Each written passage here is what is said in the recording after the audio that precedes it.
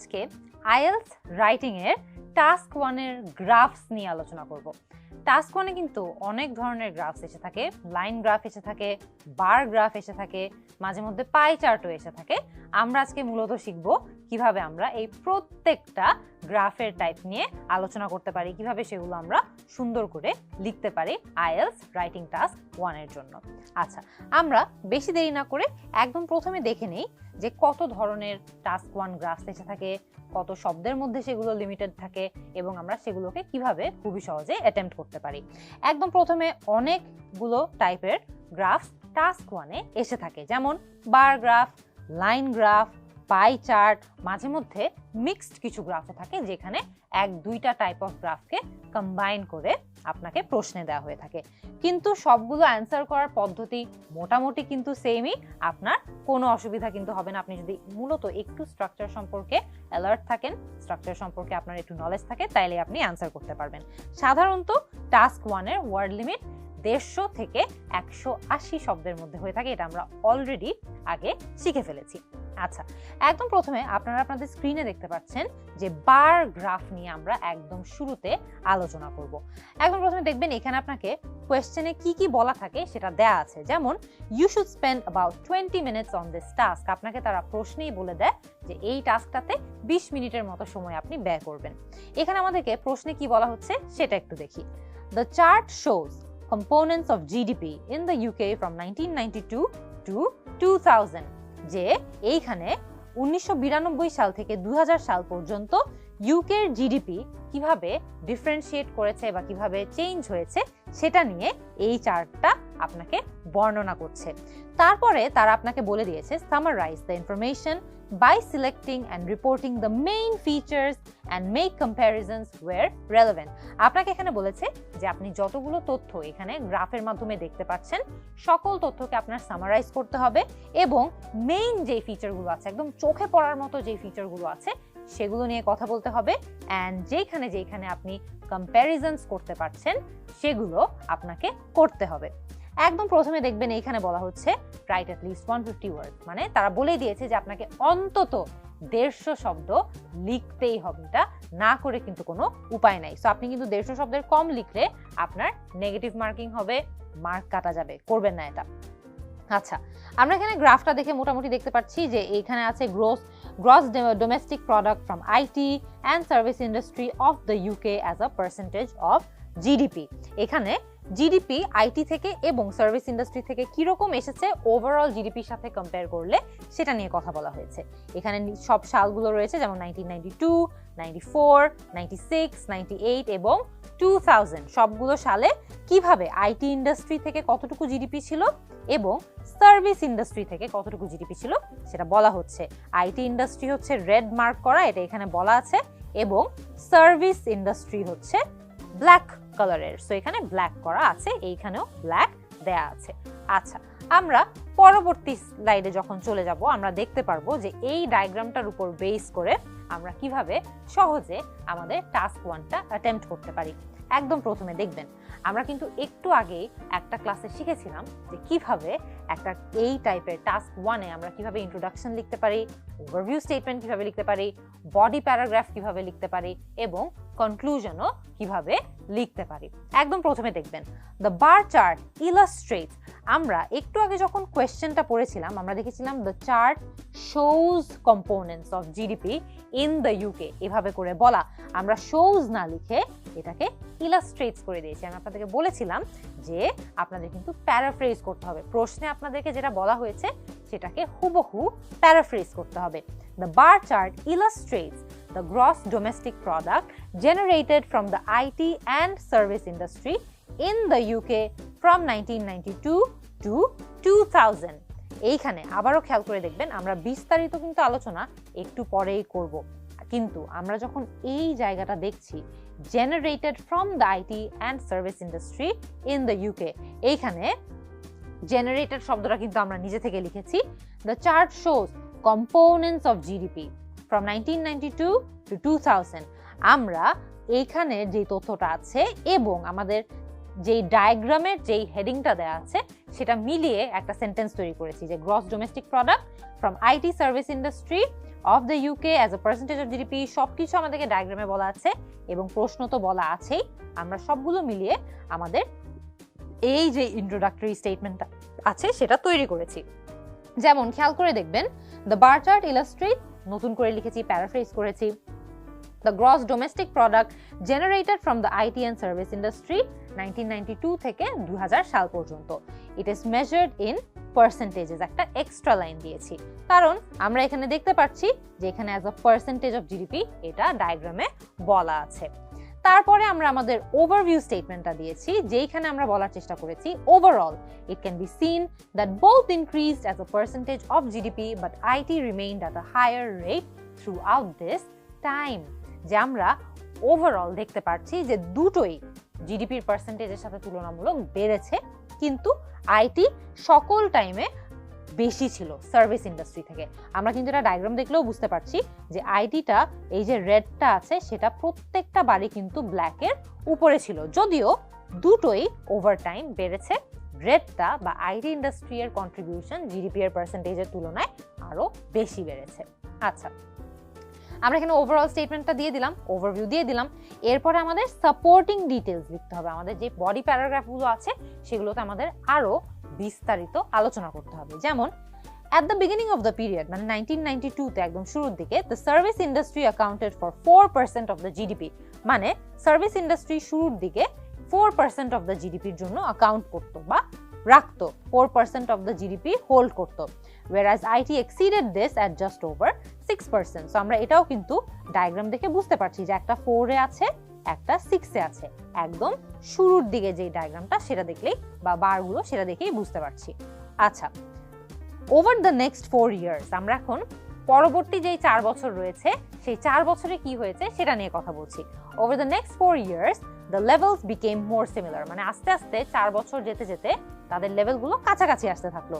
তো এখানে আমরা দেখতে পাচ্ছি যে ওদের মধ্যে শুরুর দিকে যেই ডিফারেন্সটা ছিল ওটা অনেক বেশি ছিল, দ্বিতীয় বছরে একটু কমেছে, তৃতীয় বছরে একটু কমেছে। তো আমরা দেখতে পাচ্ছি যে 1992 থেকে 1996 এই 4 বছর তাদের মধ্যে যে ডিফারেন্সটা ছিল সেটা আস্তে আস্তে একটু কমিয়ে এসেছিল। আচ্ছা, with both components standing between 6 and just over 8%, যে দুইটারই 6 থেকে 8 এর মধ্যে ভ্যারি করেছে। এই যে দেখেন 6, 8, এটাও আবার 8, আবার এটাও হচ্ছে 4, তারপর 6, 8, সো 6, 8 এর মধ্যেই মোটামুটি রয়েছিল।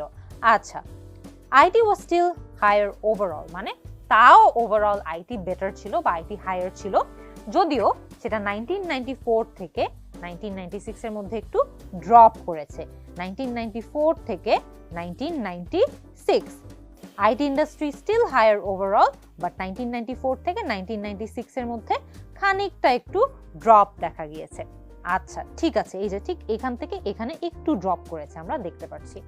আচ্ছা, তারপরে দেখি তারা আমাদেরকে কি বলেছে। আমাদেরকে তারপর দ্বিতীয় বডি প্যারাগ্রাফে গিয়ে তারা বলেছে ডিফারেন্ট কোন একটা জিনিস, কারণ আপনার খেয়াল রাখতে হবে আপনি আপনার বডি প্যারাগ্রাফগুলোতে শুধুমাত্র সবচেয়ে গুরুত্বপূর্ণ জিনিসগুলো নিয়ে আলোচনা করবেন। How ever over the following 4 years, মানে তাও দেখা গেল কিন্তু তার পরবর্তী যেই 4 বছর রয়েছে প্যাটার্নগুলো নোটিসেবলি ডিফারেন্ট হওয়া শুরু করলো। The patterns of the two components were noticeably different. The percentage of GDP from IT increased quite sharply.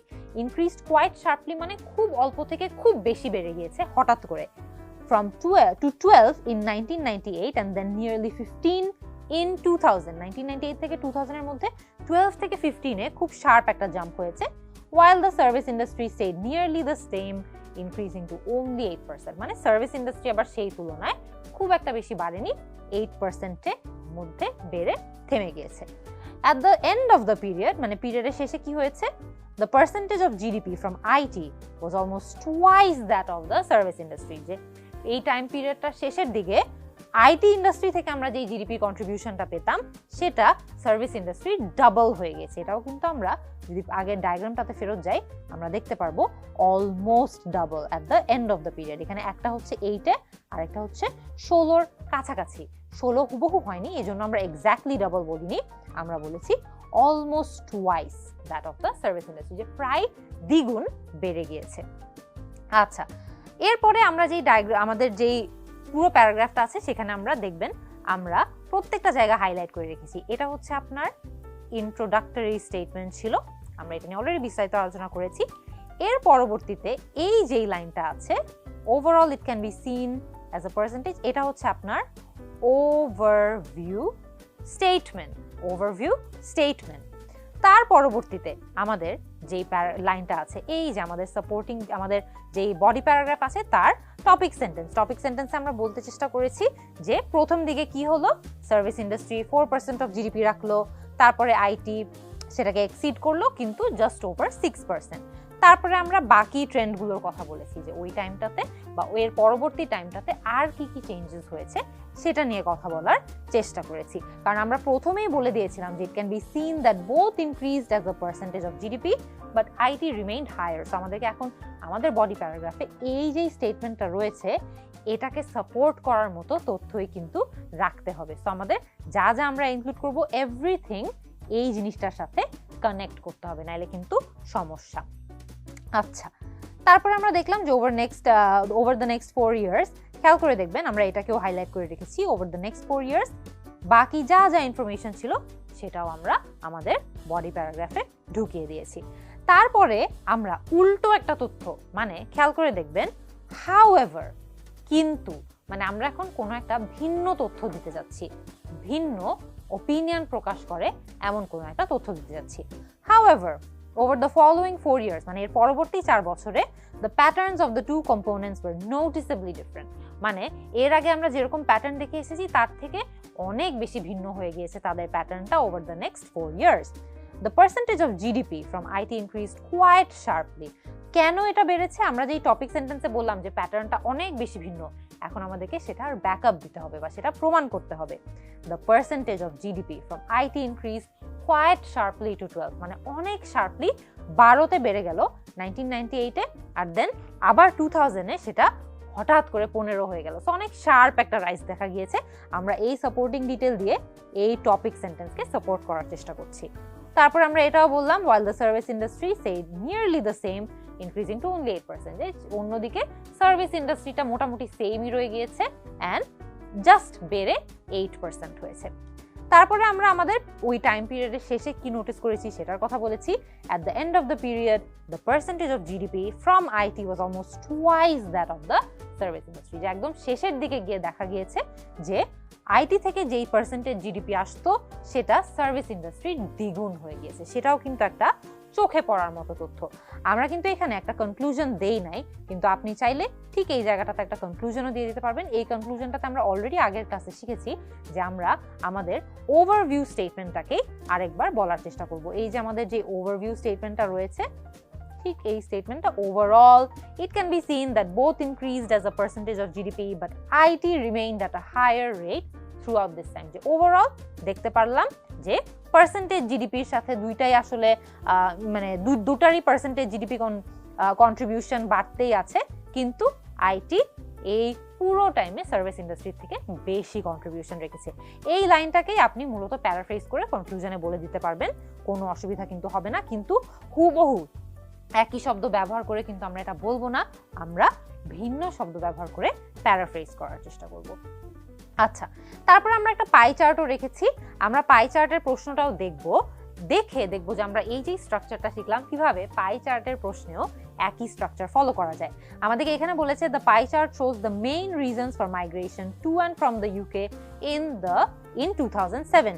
যে দুটো যে পাই চার্ট রয়েছে, এই পাই চার্টগুলো থেকে আমরা দেখতে পাচ্ছি ইউকেতে মাইগ্রেশন টু অ্যান্ড ফ্রম, মানে ইউকেতে মাইগ্রেশন এবং ইউকে থেকে বাইরে যে মাইগ্রেশন, ইমিগ্রেশন এবং এমিগ্রেশন, এই দুটোর মেইন কি কি কারণ ছিল 2007 সালে। Summarize the information by selecting and reporting main features and make comparisons where relevant. তো আমাদেরকে বলেছে যে একদম মেইন যে ফিচারগুলো আছে সেগুলোকে সামারাইজ করতে, সেগুলো নিয়ে কথা বলতে, অ্যান্ড যেই জায়গায় এই দুটো ডায়াগ্রামের মধ্যে কম্প্যারিজন করার সুযোগ রয়েছে সেই কম্প্যারিজন করতে। আর অবশ্যই অ্যাজ অলওয়েজ আমাদেরকে ওয়ার্ড লিমিটও দিয়ে দিয়েছে, আমাদেরকে বলেছে যে আমাদের 150 শব্দের মধ্যেই থাকতে হবে। আমরা কিন্তু এখানে ডায়াগ্রাম দেখেই বুঝতে পারছি যে কিছু কিছু অঙ্ক ফর্মাল স্টাডির জন্য আছে, ইমিগ্রেশন এবং ইমিগ্রেশন, কোম্পানি বা কাউকে জয়েন করে যাওয়ার জন্য, ধরেন লুকিং ফর ওয়ার্কের জন্য ইমিগ্রেশন হয়, মানে তারা কাজ খুঁজতে যাচ্ছে কোথাও, এটার জন্য ইমিগ্রেশন হয়। চাকরি খুঁজতে যাচ্ছে এটার জন্য ইমিগ্রেশন হয়, কোনো রিজন আসলে স্টেট করা নেই এটার জন্য অনেক সময় ইমিগ্রেশন হয়। ইমিগ্রেশনের ক্ষেত্রেও আমরা এখানে দেখছি, আর প্রত্যেকটার কিন্তু পার্সেন্টেজ ভিন্ন, সো আমাদের এটাও কিন্তু মাথায় রাখতে হবে এবং এটা নিয়ে যখন আমরা লিখবো সেটাও কিন্তু আমাদের মাথায় থাকতে হবে। আচ্ছা, একদম প্রথমে আমরা দেখছি যে আমরা যেই স্ট্রাকচারটা শিখেছি হুবহু সেই স্ট্রাকচারটাই ফলো করে কিন্তু এটা করা হয়েছে। The pie charts illustrate the primary reasons that people came and left the UK in 2007. আবারও খেয়াল করে দেখবেন এই লাইনটাকেই আমরা প্যারাফ্রেজ করে লিখেছি। The pie charts show, আমরা বলেছি illustrate. Main reasons for migration to and from UK, আমরা বলেছি main reasons that people came to and left the UK, একই কথা in 2007.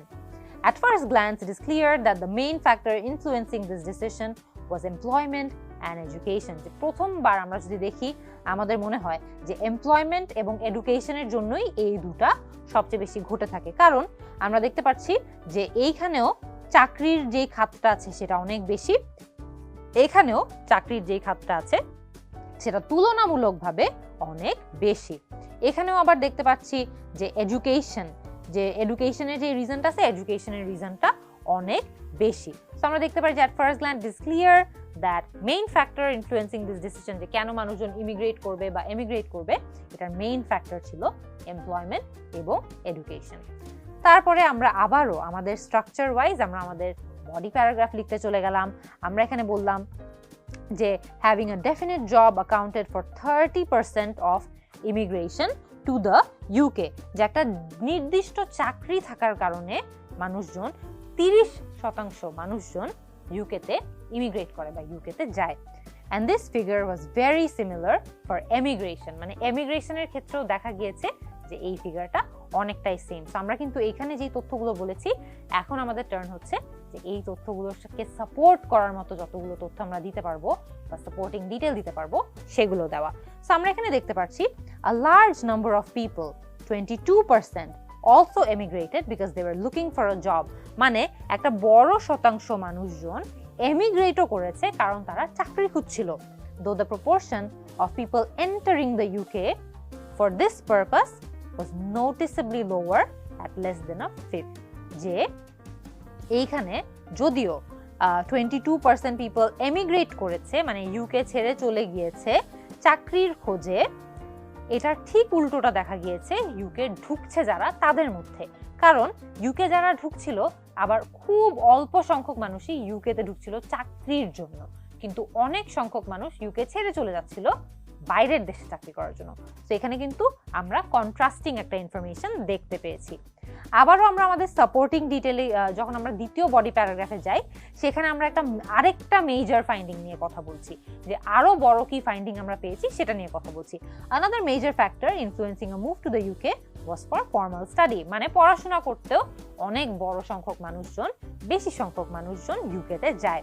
With over a quarter of people immigrating for this reason, over a quarter of people মানে 1/4-এরও বেশি মানুষজন, 25%-এরও বেশি মানুষজন ইউকেতে ইমিগ্রেট করে এর কারণে। এখানে কিন্তু আমরা ভিন্ন কিছু শব্দ ব্যবহার করে এই পার্সেন্টেজটাকে বলেছি। আমরা এখানে ডায়াগ্রামটাতে যদি ফেরত যাই আপনারা খেয়াল করে দেখবেন যে এইখানে ইউকেতে চাকরির খোঁজে বা আমরা যদি এডুকেশনের খোঁজে বলে থাকি, তো ইউকেতে ইমিগ্রেট করছে এডুকেশনের জন্য কিন্তু প্রায় 26% মানুষ। সো 26 মানে 20-র উপরে, সো 25-এর উপরে। সো 25-কেই কিন্তু আমরা 1/4 তো বলে থাকি, আবার a quarter-ও বলে থাকি। সো এখানে কিন্তু আমরা 26% না বলে এই যে a quarter বলবো বা 1/4 বলবো, এটা কিন্তু বলা যেতে পারে এবং এটা আমাদের এক্সামিনারকে ইমপ্রেসও করবে। সো আমরা যদি আরেকটু আগাই আপনারা এখানে খেয়াল করে দেখবেন যে আমরা এখানে লিখেছি যে quarter of people immigrating for this reason, এটা আমরা বুঝে গেলাম যে প্যারাফ্রেজ করে বলা হয়েছে। হাউএভার মানে আমরা এখন ভিন্ন মতের কিছু একটা বলবো। Only a small minority, 4%, left for this, মানে খুবই কম মানুষজন ইউকে থেকে বের হয়েছে এটার জন্য। 4% মানুষজন শুধুমাত্র ইউকে থেকে বের হয় পড়াশোনা করতে, যেখানে পড়াশোনা করতে আসে আরো বেশি মানুষজন। The proportions of those moving to join a family member were quite similar at 15%, 13% respectively. আরেকটা তথ্য দিয়ে দিলাম কারণ অনেকগুলো ডায়াগ্রাম ছিল, ডায়াগ্রামের ভিতরে অনেক তথ্য ছিল। Although a significant number of people, 32%, gave other reasons or did not give a reason why they emigrated. This accounted for only 17% with regards to immigration. So আমরা immigration এবং immigration-এর মধ্যে কতটুকু পার্সেন্টেজ ডিফারেন্স রয়েছে যারা বলেছে যে তারা কোনো কারণ বলতে চায় না যে কেন তারা ইউকেতে এসেছে বা কেন তারা ইউকে থেকে যাচ্ছে, তার মধ্যে আমরা একটা ডিফারেন্স দেখতে পারি যে 32% পিপল মানে অনেকজন মানুষজন অন্য রিজন দিয়েছে বা কোনো রিজনই দেয় নাই যে কেন তারা ইউকে থেকে বের হয়ে গিয়েছে, যেখানে 17% এই সেম কথা বলেছে ইন কেস অফ ইমিগ্রেশন। আমরা আরেকটা কম্পারেটিভ পিকচার দিয়ে দিয়েছি। আপনাকে কিন্তু কোয়েশ্চেনেই বলা হয়েছিল যে যেখানে কম্প্যারিজন করতে পারবে করো, তো আমরা এখানে কম্পারেটিভ পিকচারটাও দিয়ে দিয়েছি। Therefore মানে অতএব আমরা বলতে পারি it can be said that both immigration and emigration were done at their own pace, having some similarities and dissimilarities in causes. অতএব আমরা বলতে পারি যে ইমিগ্রেশন এবং এমিগ্রেশন এক একজনের পেসে হয়েছে, তাদের মধ্যে খুব বেশি যে সিমিলারিটি, খুব বেশি যে ডিফারেন্স তা না, কিন্তু এক একজন এক এক পেসে গিয়েছে। কিছু কিছু জায়গায় তাদের কিছু সিমিলারিটি অবশ্যই ছিল এবং কিছু কিছু জায়গায় তাদের মধ্যে অনেক ডিসসিমিলারিটিও ছিল, যে অনেক জায়গায় অমিলও ছিল। তো আমরা কিন্তু দেখতে পাচ্ছি যে স্ট্রাকচার ওভারঅল একটাই, বাট আমরা ওই স্ট্রাকচারের আশেপাশেই মোটামুটি আমাদের যে কোনো টাইপের গ্রাফের আনসার টাস্ক 1-এর ক্ষেত্রে সাজাতে পারবো। লাইন গ্রাফের প্রশ্নটাও আপনাদেরকে স্যাম্পল হিসেবে দেওয়া হয়েছে। আপনারা কিন্তু লাইন গ্রাফের প্রশ্নটার ক্ষেত্রেও দেখবেন যে আমরা সেম কাজটাই করেছি। আমাদেরকে প্রশ্নে দেওয়া আছে যে line graph shows thefts per 1000 vehicles in 4 countries between 1990 and 1999. Summarize the information by selecting and reporting the main feature and make comparisons where relevant. যেই জায়গায় কম্প্যারিজন করতে পারবে কম্প্যারিজন করবে, আর শুধু মেইন যে ফিচারগুলো রয়েছে সেগুলোকে রিপোর্ট করবে। রাইট এট লিস্ট 150 ওয়ার্ডস। তো আমরা কিন্তু এখানেও লাইন গ্রাফেরটাতে আমরা এত বিস্তারিত আলোচনায় যাব না, কিন্তু একদম প্রথমে আমরা দেখতে পাচ্ছি যে প্রথম লাইনটাতে এই যে লাইনটা আছে আমরা আবারও প্রশ্নকে প্যারাফ্রেজ করেছি। আপনাদের এটা খুবই গুরুত্বপূর্ণ, প্রশ্নকে অবশ্যই প্যারাফ্রেজ করে আপনাদের ইন্ট্রোডাক্টরি প্যারাগ্রাফটা শুরু করবেন। তারপরে আমরা দেখেছি যে আমরা একটা ওভারঅল স্টেটমেন্ট দিয়েছি বা ওভারভিউ স্টেটমেন্ট দিয়েছি, যে ওভারভিউ স্টেটমেন্ট দিয়ে পুরো যে লাইন গ্রাফটা আছে সেটার থেকে একটা মূল ধারণা যেটা পেয়েছি আমরা বা ওভারঅল যে আইডিয়াটা পেয়েছি সেটা নিয়ে কথা বলেছি। যে ওভারঅল ফার্স্ট 5 ইয়ার্স ধরে আমরা দেখেছি যে কার থেফটস খুবই সিমিলার ছিল সুইডেন, ফ্রান্স এবং কানাডার জন্য, আর গ্রেট ব্রিটেনে অনেক বেশি কার থেফট হতো অন্যান্য দেশের তুলনায়। আর এই পুরো টাইম জুড়ে মানে অন্যান্য সবগুলো দেশের সাথে তুলনা করলে ব্রিটেনে সবচেয়ে বেশি কার থেফট হতো। তারপরে আমরা একদম প্রথম যেই তথ্যটা বলেছি যে তাদের যে সেম প্যাটার্ন ছিল, যে সুইডেন, ফ্রান্স, কানাডাতে যে একদম সেম টাইপের প্যাটার্ন ছিল, এটা নিয়ে আমরা এই প্যারাগ্রাফটাতে আলোচনা করেছি। আমরা একটা টপিক সেন্টেন্স দিয়েছি, খেয়াল করে দেখবেন যে to begin car thefts in Sweden, France and Canada followed a fairly similar pattern over the first 5 years, all remaining at between 5 and 10 per thousand. So আমরা এখানে আমাদের ওভারঅল স্টেটমেন্টে আমরা যে প্রথম তথ্যটা দিয়েছি সেটার কথা বলেছি। টু বিগিন হচ্ছে খুবই ভালো দুটো লিঙ্কিং ওয়ার্ড, কারণ আমরা লিঙ্কিং ওয়ার্ড অনেক বেশি ব্যবহার করব যাতে করে আমরা আমাদের লেখার সিকোয়েন্সটাকে সুন্দর করে সাজিয়ে রাখতে পারি। টু বিগিন আমরা এখানে ব্যবহার করেছি কারণ আমরা একদম শুরুর তথ্যটা দিতে যাচ্ছি, যে আমরা বলতে যাচ্ছি যে একদম প্রথমত এটা যে সুইডেন, ফ্রান্স এবং কানাডাতে কার থেফটের ট্রেন্ডটা খানিকটা সেম ছিল। তারপরে আমরা আরো অনেকগুলো তথ্য দিয়ে এইখানে আরো ইনফরমেশন অ্যাড করেছি, যে ফ্রান্স এবং কানাডাতে একটা ডিক্লাইন দেখা যাচ্ছিল, যে আস্তে আস্তে কমছে, with both at around 6 in 1999, কিন্তু এর উল্টো যে ইন কন্ট্রাস্ট মানে এর উল্টোটা দেখা গিয়েছে সুইডেনের ক্ষেত্রে, যেখানে সুইডেনের ক্ষেত্রে আমরা দেখতে পাচ্ছি একটি আপওয়ার্ড ট্রেন্ড হয়েছে। there was an upward trend, মানে সুইডেনে ওটা আরো বাড়ছিল, starting at 8 and finishing at just under 15, 8 থেকে শুরু হয়ে 15 এ গিয়ে শেষ হয়েছে।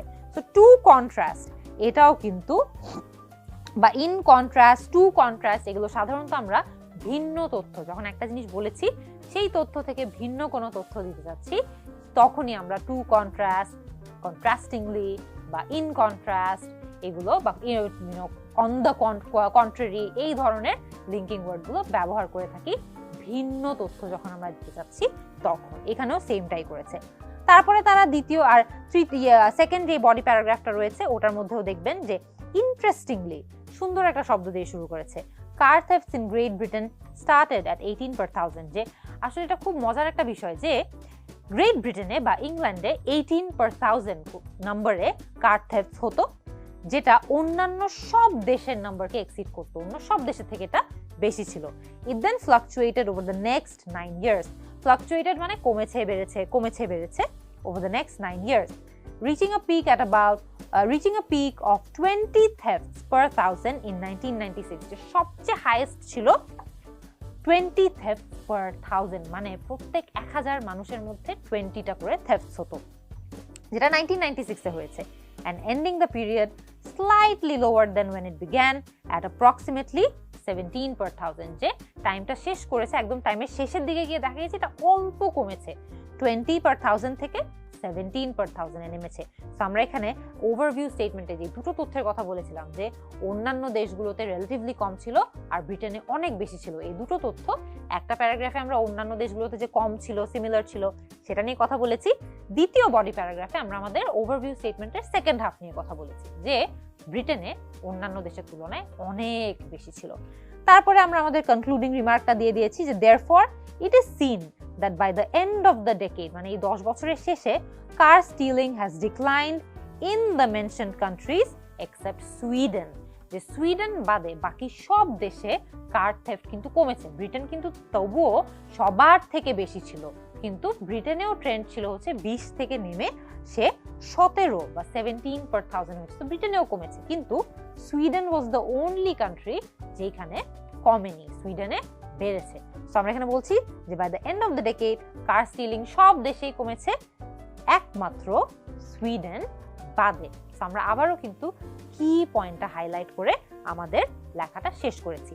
আমরা এখানে আপনাদের স্ক্রিনে কিছু ইম্পর্টেন্ট ভোকাবুলারি রেখেছি এই পর্যায়ে, যে ভোকাবুলারিগুলো আপনাদেরকে রাইটিং টাস্ক 1 স্পেশালি গ্রাফের ক্ষেত্রে অনেক বেশি হেল্প করবে, যেমন গ্র্যাজুয়াল, মডারেট, মডেস্ট, শার্প। কোন একটা জিনিস যখন খুব অল্প অল্প করে বাড়ে মডেস্ট, শার্প হচ্ছে হঠাৎ করে বাড়া, গ্র্যাজুয়াল মানে ধাপে ধাপে ধাপে ধাপে বাড়া, ড্রামাটিক আবারও হঠাৎ করে অনেক বেড়ে যাওয়া, স্লাইট মানে অল্প অল্প করে বাড়া, স্টিপ অনেক বেশি বেড়ে যাওয়া, স্টেডি মানে খুব একটা বেশি পার্থক্য না, মানে মোটামুটি একই ট্রেন্ড ওভার টাইম দেখাচ্ছে, খুব বেশি বাড়ছে না কমছে না, সিগনিফিকেন্ট অনেক বড় অনেক বেশি, কনসিডারেবল অনেক বেশি, র্যাপিড মানে অনেক দ্রুত কিছু একটা চেঞ্জ হওয়া, ভেরিয়েশন, ডিক্লাইন, ডিক্রিজ মানে কমে যাওয়া, ভেরিয়েশন মানে কিরকম পার্থক্য রয়েছে, ডিক্লাইন অবশ্যই কিছু একটা কমে যাওয়ার ক্ষেত্রে, ডিপ কোন একটা জিনিস যদি ফল করে ডিপ করে, ড্রপ আবারও সেম কোন একটা জিনিস যদি কমে যায়, ফল কোন একটা জিনিস কমে যাওয়া, পিক এর উল্টো যে একটা হাইটে চলে যাওয়া বা অনেক বাড়া, ফ্লাকচুয়েশন কমছে বাড়ছে কমছে বাড়ছে কমছে বাড়ছে ফ্লাকচুয়েট করছে, গ্রোথ বাড়ছে, ইনক্রিজ রাইজ দুটোর মানেই হলো বাড়ছে, স্লাম্প মানে হচ্ছে ফল করছে বা কমে যাচ্ছে। তো আপনারা এই সবগুলো ক্ষেত্রে কিন্তু অনেক ধরনের শব্দ ব্যবহার করতে পারবেন। আরো কিছু ভোকাবুলারি রয়েছে যেমন রাইজ বেড়ে যাওয়া, জাম্প মানে খুব অল্প থেকে খুব বেশি বেড়ে যাওয়া, গ্রো বাড়া, ক্লাইম্ব বাড়া, ইনক্রিজ বাড়া, রকেট মনে হচ্ছে যে অনেক বেশি বেড়ে যাওয়া, খুব দ্রুত অনেক বেশি বেড়ে যাওয়া, ফল কমে যাওয়া, drop, decline, decrease, go down, plummet, plunge সবগুলোরই অর্থ হলো কমে যাওয়া। তো আপনারা কিন্তু ডিক্রিজ না বলে ফল বলতে পারেন, ড্রপ বলতে পারেন, ডিক্লাইন বলতে পারেন, ডিক্রিজ বলতে পারেন, ডিক্রিজ না বলে তো ডিক্রিজ বলবেন না, ডিক্রিজই বলবেন, গো ডাউন বলতে পারেন, প্লামেট বলতে পারেন, প্লাঞ্জ বলতে পারেন। প্লামেট মানে হচ্ছে ধুপধাপ ধুপধাপ অনেক কমে যাওয়া, প্লাঞ্জও মানে হচ্ছে হঠাৎ করে অনেক কমে যাওয়া। কিছু অ্যাডভার্বস আছে যেমন gradually, moderately, modestly, sharply, dramatically সবগুলোর অর্থ কিন্তু আমরা একটু আগেই পড়েছি, slightly, steeply, steadily, significantly, considerably, rapidly, slowly অনেকগুলো কিন্তু এরকম সিনোনিম আপনারা আরো খুঁজলে আরো পাবেন, সেগুলো কিন্তু খুবই সহজে ব্যবহার করতে পারবেন। আশা করি যে আপনাদের আইএলটিএস রাইটিং এর এই গ্রাফের লেসনটা করে অনেক বেশি ভালো লেগেছে। একটু লম্বাই ক্লাস ছিল, কিন্তু আমরা কিন্তু অনেক ধরনের গ্রাফ যেমন line graph, bar graph, pie chart সবগুলোই কিভাবে একটা স্ট্রাকচার ব্যবহার করে অ্যান্সার করতে পারি সেটা আজকে শিখে ফেলেছি।